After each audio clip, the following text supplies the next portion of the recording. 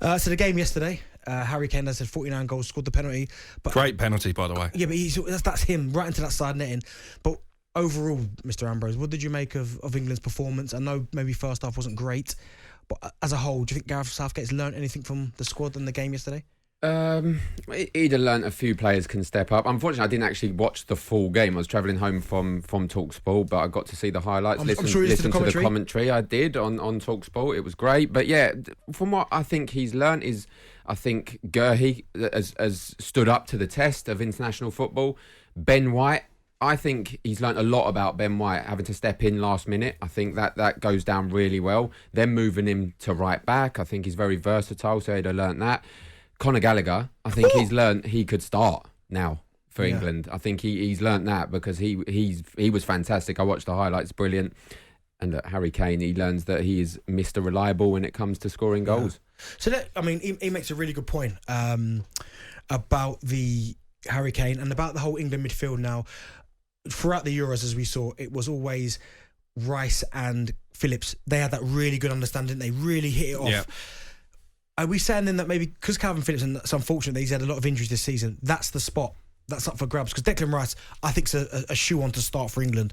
It depends how much of a risk taker Gareth Southgate wants to be. But what we have to remember is that the World Cup isn't in the summer. Yeah. It's at the end of the year. So there's plenty of time for Calvin Phillips to get himself fit and possibly even go to a new club. I think that's certainly one to keep an eye on in the summer. We know that West Ham tried to sign him. I think they're intending to go back again, and maybe Calvin Phillips might just feel his best chance of cementing a place in England's starting 11 is to join maybe a club slightly higher up the Premier League table.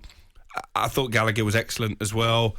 But I think Gareth Southgate said going into this squad that there's probably only room for one or two new faces when you compare the squad that did so well at the European Championships and the squad that he will take to the World Cup. So, you know, Gallagher will certainly be knocking on the door if he can keep playing like that. But I don't think the England squad that goes to Qatar will be that different from the one that got to the final of the Euros. I think Jordan Pickford showed his worth yesterday. Yeah. Gets a lot of stick because maybe at club level he's not ultra reliable. He makes mistakes, and obviously Everton have had a poor season. But what you have to say is he never lets England down. They were talking about this in the build-up to the commentary yesterday. Adrian Durham, Trevor Sinclair and Stuart Pearson making that point that Gareth Southgate has said on record, I'll only pick players on form, and questions have been asked about Pickford and about Harry Maguire, who will play against the Ivory Coast on Tuesday.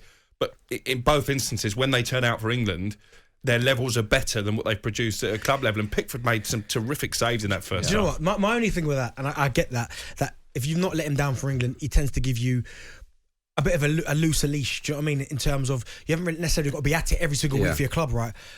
But if that's the case, then why bother going to watch club form then? Because if you're not getting picked on club form, you're getting picked on international form, there's no point in him going and watching club football. Because for everyone who's watched football this season can tell you, say for instance, Ben White played yesterday, Harry Maguire's had no form. Yeah. But if you're picking players solely on, they've never let me down for my country, then what's the point in going and watch club football? The thing with Harry Maguire, and I've said this recently as well, is if he starts at the World Cup, which we're all thinking he's probably going to, and does well, he'll be justified for his decision. But if he doesn't, it takes a brave manager to do this, because if he doesn't, first game makes a mistake or two, everyone is going to be saying, but he's been doing that on his club form for a season and a half. Obviously, we hope he comes into some bit of form before the World Cup, but it takes a brave manager, I feel, to just stick with the reliable ones, the ones that haven't let you down at international form, even if you're off form for your club. But can't you make exceptions to rules? Because obviously he's got rid of Marcus Rashford and didn't pick Jadon Sancho. Probably a bit unlucky, Jadon Sancho, because his form has actually improved of late. But even decent.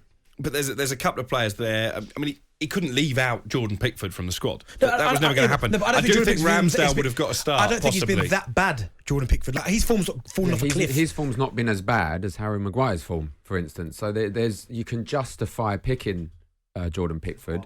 I do feel if Aaron Ramsdale was fit and in the squad, he would have probably played yesterday.